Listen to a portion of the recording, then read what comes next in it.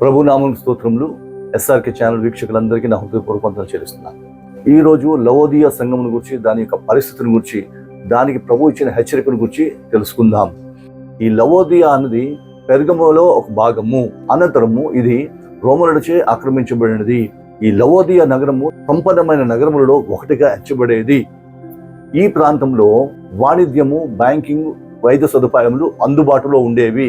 వీరి యొక్క వాణిజ్యము ప్రధానముగా వస్త్రములు, నూలు ఉత్పత్తులు, మరి ప్రత్యేకంగా నల్ల నూలు ఈ ప్రాంతీయ ఉత్పత్తులలో ప్రసిద్ధి చెందినది.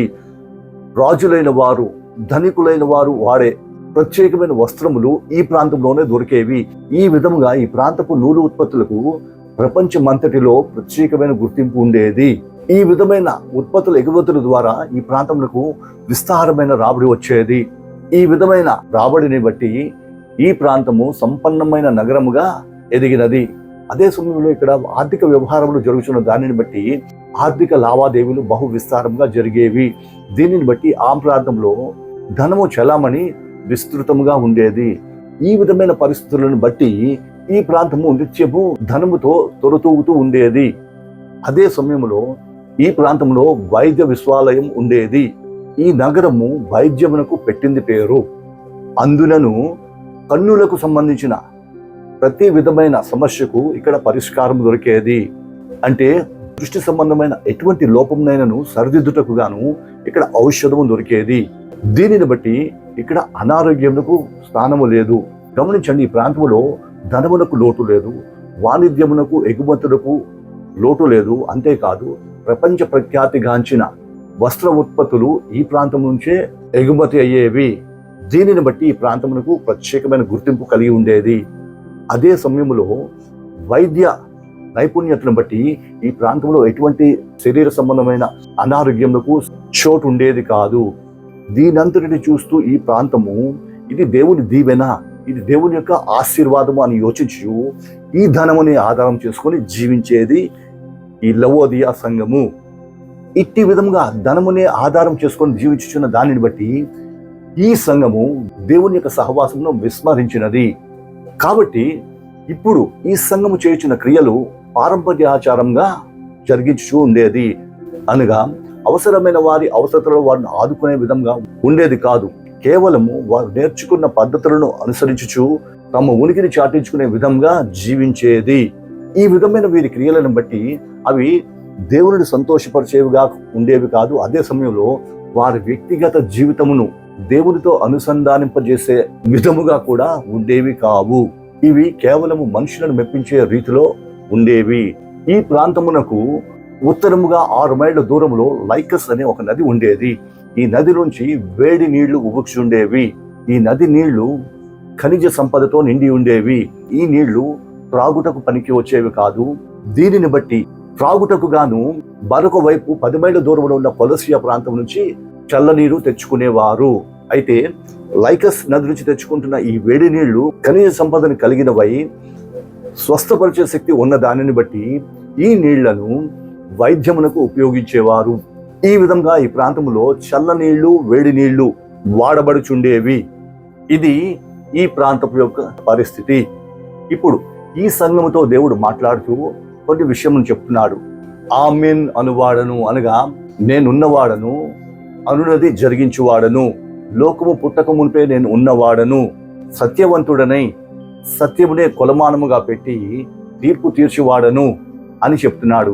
ఈ విధముగా ఆ సంఘముతో మాట్లాడుతున్న ఈ ప్రభువు సంఘములకు వెలుపల నుండి మాట్లాడుతున్నాడు. ఎందుకంటే ఈ సంఘం యొక్క పరిస్థితిని ఒకసారి మనం ఆలోచించినట్టయితే, సంపద కలిగిన సంఘము, ధనమునే ఆధారంగా చేసుకొని జీవిస్తున్న సంఘము. ఈ ప్రాంతంలో కలిగిన సంపదను బట్టి ఈ సంఘం అనుకుంటుంది, నేను ధనవృద్ధి చేసుకున్నాను, ఆశీర్వదింపబడ్డాను, ఈ ధనమే నాకు సమస్తము అని ఆలోచించుకుంటూ తాను జరిగించుచున్న క్రియలను బట్టి దేవుని గణపరుస్తున్నాను అని ఆలోచించు ఈ సంఘము తృప్తిపడుచుండేది. కానీ నిజమునకు ఈ సంఘములో దేవునికి స్థానము లేదు. అందుకే దేవుడు వెలుపటి నుంచి మాట్లాడుతున్నాడు. ఈ విధంగా ఈ సంఘము చేయుచున్న క్రియలు అటు దేవుని గణపరిచేవిగా లేవు, అదే సమయంలో దేవుడితో తనకు కలిగిన సంబంధమును బలపరుచుకునే విధంగా కూడా లేవు. అందుని బట్టే ఆ ప్రాంతపు పరిస్థితులను బట్టి నీవు వెచ్చగానైనను చల్లగానైనను లేవు. నులివెచ్చని స్థితిలో నీవు ఉన్నావు, కాబట్టి నేను నిన్ను త్రోసివేయబోతున్నాను అని చెప్పుటను ఈ నులివెచ్చని స్థితి అన్నది తెలియజేస్తుంది. నిజమునకు ఈ సంఘము సర్వ సంపదలతో తొలుతూగుచున్నది. ఈ సంఘమునకు ఎట్టి విధమైన కొదువ లేదు. ఈ సంఘమునకు పేరున్నది, ప్రఖ్యాతి ఉన్నది. కానీ దేవుడు అంటున్నాడు, నీవు దరిద్రుడవు, దౌర్భాగ్యుడు అన్నాడు. ఎందుకు దరిద్రుడవు, దౌర్భాగ్యుడు అన్నాడంటే, ఈ సంఘమునకు శిరస్సు ప్రభువు, అనగా ఈ సంఘమును ఆదుకునేవాడు, ఈ సంఘమును కాపుకాయేవాడు, ఈ సంఘమునకు కర్త అయిన వాడు ప్రభువు. ఆ ప్రభువును మర్చి ఇప్పుడు భూ సంబంధమైన ఈవులను, అనగా ఈ ధనమును, లోక భాగ్యమును చూచుకొంచు దేవుడి పట్ల తనకు ఉండవలసిన భయమును, భక్తిని విస్మరించినది. దీని ఫలితంగా దేవునికి సహవాసము, దేవుని యొక్క కాపుదలను ఈ సంఘము కోల్పోయినది. అందుకే ప్రభు అంటున్నాడు, నీవు దౌర్భాగ్యుడవు, అనగా హీనమైన స్థితిలో నీవు జీవించుచున్నావు. దిక్కుమాలిన వాడు అంటే నిన్ను ఆదుకునేవారు ఎవరు లేరు, నిన్ను ఆదుకునే వాడిని నువ్వు విస్మరించావు అని ఇక్కడ చెప్తున్నాడు. ఈ సంఘం ఏమనుకుంటుందంటే, నేను ధనవంతుడను, ధనము సమృద్ధి కలిగిన వాడును, నాకు కొదువేమీ లేదు అనుకుంటుంది.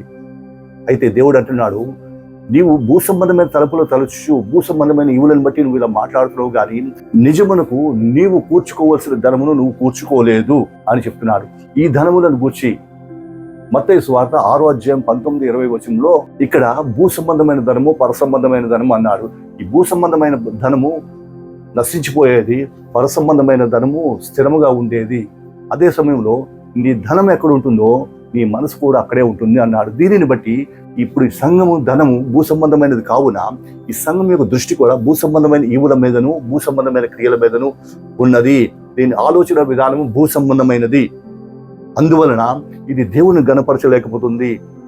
రోమాపత్రికలు అంటారు కదా, శరీరానుసారులు శరీర సంబంధమైన విషయముల మీద మనసునుంతురు, ఆత్మానుసారులు ఆత్మ సంబంధమైన విషయముల మీద మనసునుంతురు. ఇప్పుడు ఈ సంఘం పరిస్థితి కూడా అలాగే భూ సంబంధమైన సంపదను చూస్తుంది. కాబట్టి ఈ సంఘం యొక్క ఆలోచన భూ సంబంధమైనదై ఉండి పర సంబంధమైన ఈవులను గురించి ఆలోచించే స్థితిలో లేక ఉన్నది. అందుని బట్టి పరలోకంలో ఈ సంఘము ఎటువంటి ధనమును కూర్చుకోలేదు. అందుకే నీవు దరిద్రుడవు అని ప్రభువు పలుకుచున్నాడు. అంటే భూ సంబంధమైన ఈ సంపద నిజమునకు దేవునికి సహవాసం నుంచి దూరం చేసేది. ఈ సంఘము అటువంటి ధనముని ఆశ్రయించిన దానిని బట్టే ఇది దేవుని యొక్క సహవాసము, దేవుని యొక్క కాపుదలను నిర్లక్ష్యం చేసినది. అందువలనే పర సంబంధముగా ధనమును కూర్చుకోలేకపోయినది. నీవు గుడ్డివాడు అని కూడా చెప్పాడు. ఎందుకు గుడ్డివాడు అంటే, ఈ లోకాధిపతి ఈ సంఘం యొక్క కన్నులను మూసివేసి ఉన్నాడు. 2వ కొరింథీ పత్రిక 4వ అధ్యాయం 4వ వచనం. ఇక్కడ దేవుని యొక్క ప్రకాశంను చూడకున్నట్లు యుగ సంబంధమైన దేవత వారి మనోనేత్రములకు గురుడితనం కలిగించింది అని చెప్పబడి ఉంది. అంటే ఈ యుగ సంబంధమైన దేవత పర సంబంధమైన ఈవులు చూడకున్నట్లు ఈ సంఘం యొక్క కన్నులను మూసివేసినది. దీని ఫలితంగా ఈ సంఘము పరలోకంలో తన స్థితిని గుర్తించే స్థితిలో లేకపోయినది. అందువలనే నీవు దరిద్రుడవు, దిక్కుమాలు వాడవు అని చెప్తూ ఇంకనూ మరికొన్ని లోపములను కింద చెప్తున్నాడు. ఈ సంఘము దిగంబరత్వమును అనుభవిస్తుంది అని చెప్పాడు. దిగంబరత్వము అంటే ఈ సంఘము నీతిని మరచి జీవించుచున్నది. కీర్తనల గ్రంథం 132 అధ్యాయం 4వ వచనం. ఇక్కడ యాజకులు నీతిని వస్త్రం వలె ధరించుకున్నారు అని చెప్తున్నాడు. యాజకులు అని వారు దేవుని ప్రతినిధులు, దేవుని పక్షపు వారు. ఇప్పుడు ఈ సంఘము దేవుని పక్షమైనదై ఉండగా ఈ సంఘము కూడా నీతిని వస్త్రముగా ధరించుకొని, అంటే దేవునికి ఉద్దేశమును బట్టి క్రియలు జరిగించాలి. కానీ దేవునితోనే ఈ సంఘమునకు సహవాసం లేని దానిని బట్టి నీతిని తప్పి ఈ సంఘము క్రియలు జరిగించుచున్నవి. అందుకే ఈ క్రియలు దేవుని మెప్పించేవిగా లేకపోయి నులివెచ్చని క్రియలుగా వర్ణింపబడ్డాయి. ఇప్పటి వరకు మనం చూసిన దాన్ని బట్టి ఈ సంఘము దౌర్భాగ్యమైన స్థితిలో ఉన్నది, దిక్కుమాలిన స్థితిలో ఉన్నది, అంధత్వమును అనుభవించుచున్నది, వస్త్రములు కోల్పోయినది. అయితే ఇప్పుడు దేవుడి సంఘంతో చెప్తున్నాడు, నీవు చక్కగా చూడగలుగునట్లు నా యొద్ద అగ్నిలో పుటము వేయబడిన బంగారంను కొనుక్కో అని చెప్తున్నాడు. బంగారం అన్నది మహిమను సూచించున్నది, అనగా నా యొక్క మహిమను సంపాదించుకో. అంటే నీవు నా యొద్ద ధనమును సమకూర్చుకో, నా యొద్ద నీ సంపదను కూర్చుకో అని చెప్తున్నాడు. ఏ విధంగా దేవుని యొక్క మహిమను పొందుకోగలము, ఏ విధంగా దేవుని యొద్ద ధనమును కూర్చుకోగలము అంటే 1 తిమోతి పత్రిక 6వ అధ్యాయం 17 నుంచి 19వ వచనం వరకు ఇది కనిపిస్తుంది. ఇక్కడ దేవుని యొక్క మహిమను పొందుకోవాలంటే, లేక దేవుని యొక్క ధనమును కూర్చుకోవాలంటే మేలు చేయవారై ఉండాలట, సత్క్రియలు జరిగించువారై ఉండాలట, దాతృత్వం గలవారై ఉండాలట, తర్వాత తమ ధనములో ఇతరులకు పాలిచ్చువారై ఉండాలి. అప్పుడు పరసంబంధముగా ధనమును సమకూర్చుకుంటూ జరుగుతుంది అని చెప్తున్నాడు. అంటే దీనిని బట్టి నీవు దీనులకు, దరిద్రులకు, అవసరతలు ఉన్న వారికి నీ ధనమును వెచ్చించాలి. వారి ఎదుట నీ పిడికిలి బిగించకూడదు. అందుకే సామెతల గ్రంథము చెప్తున్నాడు, బీదను కనికరించేవాడు దేవునికి అప్పిచ్చేవాడట. సో ఈ విధముగా బీదలను కనికరించేవాడు దేవుని యొద్ద తన సొమ్మును దాచుకుంటున్నాడు. అదే కాదు, ఇట్టి విధమైన క్రియలు జరిగించేవారు నీతిని జరిగించేవారుగా ఉంటారు. ఈ నీతి అన్నదే వారికి వస్త్రములు. నేను నిన్ను ప్రేమించుచున్నాను గనుకనే నేను నిన్ను గద్దించుచున్నాను, కావున నా గద్దింపునకు లోబడిన వాడవై నా స్వరము విని తలుపును తీసి నాకు నీ హృదయంలో స్థానం ఇచ్చిన యెడల నేను నీతో సహవాసం చేయబోతున్నాను, నేను నిన్ను నడిపించబోతున్నాను. అప్పుడు నీవు యుగ సంబంధమైన దేవతను జయించి నీ స్థితిని నువ్వు గుర్తెరిగి పర సంబంధమైన ధనమును కూర్చుకొని నీతి వస్త్రములను సంపాదించుకున్న వాడవైతే జయ జీవితమును అనుభవించబోతున్నావు. ఇట్టి విధంగా జయ జీవితం పొందిన వారికి నేను నా సింహాసనమును వాగ్దానం చేస్తున్నాను అని చెప్పాడు. ఇక్కడ ఈ సింహాసనము అన్నది 1000 ఏళ్ల నీతి పాలనను చూపించుచున్నది. 1000 ఏళ్ల నీతి పాలన కాలంలో క్రీస్తు యొక్క సంఘము క్రీస్తుతో కూడా సింహాసనం మీద కూర్చొని లోకమును ఏలబోచున్నది. ప్రకటన గ్రంథం 20:4-5 ఇది కనిపిస్తుంది. గమనించండి ప్రియులారా, ఇంతవరకు ఈ సంఘం యొక్క పరిస్థితిని మనం చూసిన దానిని బట్టి ఈ సంఘం యొక్క పరిస్థితులు నేటి కాలంలో ఉన్న సంఘమునకు వర్తించున్నట్టుగా కనబడుతున్నవి. నేటి సంఘములలో కూడా క్రియలు ఉన్నవి కానీ అది దైవికమైన క్రియలు లేవు. సంపద ఉన్నది కానీ పరసంబంధమైన సంపద కాదు. పేరు ఉన్నది, ప్రఖ్యాతులు ఉన్నవి కానీ ఇవి దేవుడిచే గుర్తింపబడినవి కాదు. నేటి సంఘము కూడా తనకు కలిగిన ఔన్నత్యమును బట్టి, సమాజంలో తనకు కలిగిన గుర్తింపును బట్టి, సమాజంలో వారి యొక్క క్రియలను బట్టి, వారికి కలుగుతున్న పేరులను బట్టి సంఘము సంతోషించున్నది, ఆనందించున్నది, గంతులు వేయుచున్నది. కానీ పరసంబంధముగా తన స్థితి ఏమిటి అని గ్రహించుకునే స్థితిలో నేటి సంఘము కనబడటం లేదు. నేటి సంఘమును కూడా యుగ సంబంధమైన దేవత గుడ్డితనము కలిగించి పరసంబంధముగా తనకు కలిగిన లోటును చూడకూడినట్లు మనోనేత్రులను మూసివేసినది. దీని ఫలితముగా సంఘము దేవుని యొక్క సహవాసము లేకుండా వెళ్తున్నది, దేవుని యొక్క కాపుదలు లేకుండా జీవిస్తున్నది, దేవుని యొక్క నడిపింపు సంఘమునకు లేదు. వీటన్నిటినీ గ్రహించకుండా లోకములో సంఘము అనుభవిస్తున్న స్థితిని బట్టి, ఆర్థిక స్తోమతను బట్టి, సమాజం యొక్క గుర్తింపును బట్టి సంతోషించు ఇదే దేవుని యొక్క ఆశీర్వాదం అనుకుంటుంది. కానీ నిజమునకు పర సంబంధంగా దేవుని యొద్ద ఎటువంటి గుర్తింపు సంఘమునకు లేకుండా ఉన్నది. కాబట్టి కడవరి దినములలో జీవిస్తున్న సంఘమును ప్రేమిస్తున్న వాటే ఈ సంఘమునకు దేవుడు మరొకసారి పిలుపునిస్తున్నాడు. ప్రియ సంఘమా, నాకు లోబడి ఉండు, అపవాదిని ఎదిరించు, అప్పుడు వాడు మీ యొద్ద నుంచి పారిపోతాడు. దేవుడిచ్చిన పిలుపుని బట్టి దేవునికి లోబడి ఏ స్థితిలో మనం ఉన్నామో ఆ స్థితిని దేవుడికి సబ్మిట్ చేసి దేవుని వైపు చూసిన యెడల దేవుడు మనకి అంధత్వం కలిగిస్తున్న ఈ సాతాను యొక్క పొరలను తొలగించి స్పష్టంగా చూడగలిగిన దృష్టిని మనకి ఇస్తాడు. అప్పుడు పరసంబంధమైన స్థితిని మనం గ్రహించగలిగిన వారమై ఉండి ఎక్కడ మనము పడిపోయామో, ఏ స్థితిలో మనం వెనుకబడి ఉన్నామో అన్నది గ్రహించి ఆ దౌర్భాగ్యమైన స్థితిని విడిచిపెట్టి దేవునితో సహవాసం ఏర్పరచుకోగలము. అప్పుడు దీనులను మనము ఆదుకోగలము, బలహీనులను మనం బలపరచగలము, అవసరతలు ఉన్న వారిని ఆదుకోగలము, మనకు కలిగిన దారిలో ఎదుటి వారికి పాలు ఇవ్వగలము. ఇట్టి విధంగా చేయగలిగినప్పుడే పరలోకమందు మన కొరకు ధనము సమకూర్చబడుతుంది. అది స్థిరమైన ఆస్తి. అంతేకాదు, ఇట్టి విధమైన దేవుని కార్యము జరిగించడం వలన లోకములో నీతి జరిగించినదిగా ఉండి దేవుని పిలుపులో ఎత్తబడినప్పుడు ఈ నీతి క్రియలు వస్త్రముగా సంఘము పొందుకోబోతుంది. ఆ విధముగా క్రీస్తుతో పరిణయమాడిన ఈ సంఘము 1000 ఏళ్ల పాలనలో క్రీస్తుతో కూడా రాజ్యము చేయబోతున్నది.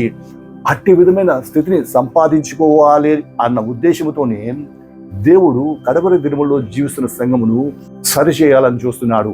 ఎందుకంటే ఈ సంఘమును దేవుడు ప్రేమిస్తున్నాడు. ఈ సంఘము విడువబడే స్థితిలో ఉండకూడదు అన్నది దేవుని యొక్క ఉద్దేశము. కాబట్టి అట్టి విధమైన ప్రేమను చూపిస్తూ పిలుచుచున్న దేవుని యొక్క పిలుపును విని నీ స్థితిని నువ్వు సరిచేసుకున్న వాడవైతే దేవుడు నిన్ను వధువ సంఘంలో చేర్చుకోబోతున్నాడు. ఆ వధువ సంఘంలో ఉన్న నిన్ను 1000 ఏళ్ల పరిపాలనలో తనతో పాటు ఆ సింహాసనం మీద కూర్చోబెట్టుకోబోతున్నాడు. అట్టి విధమైన ధన్యతను వాక్యం వినిచిన ప్రతి ఒక్కరికి దేవుడు అనుగ్రహించునుగాక. ఆమేన్. ప్రార్థన చేసుకుందాం. స్తోత్రం తండ్రి, వందనములు ఇంతవరకు నీ వాక్యం ద్వారా కడవరి దినముల్లో చూసిన సంఘమైన నాతో మాతో మాట్లాడి నీ సన్నిధిని సహవాసము నిర్లక్ష్యం చేసిన స్థితిని, అలాగే మాకున్న స్థితిని బట్టి సంతృప్తి పడే ఆ బలహీనతను మాకు బయలుపరిచి మమ్మల్ని మేము సరిచేసుకోమని హెచ్చరించిన దేవానికి వందనములు. నీ హెచ్చరికను బట్టి మమ్మల్ని మేము సరిచేసుకొని ఎత్తబడే సంఘంలో చేరి ఆ 1000 ఏళ్ల పరిపాలనలో నీతో కూడా పరిపాలన చేసే భాగ్యం పొందుకున్నట్టు మాకు దయచేసి మహిమను పొందండి. యేసు నామమున అడుగుచున్నాం తండ్రి. ఆమేన్.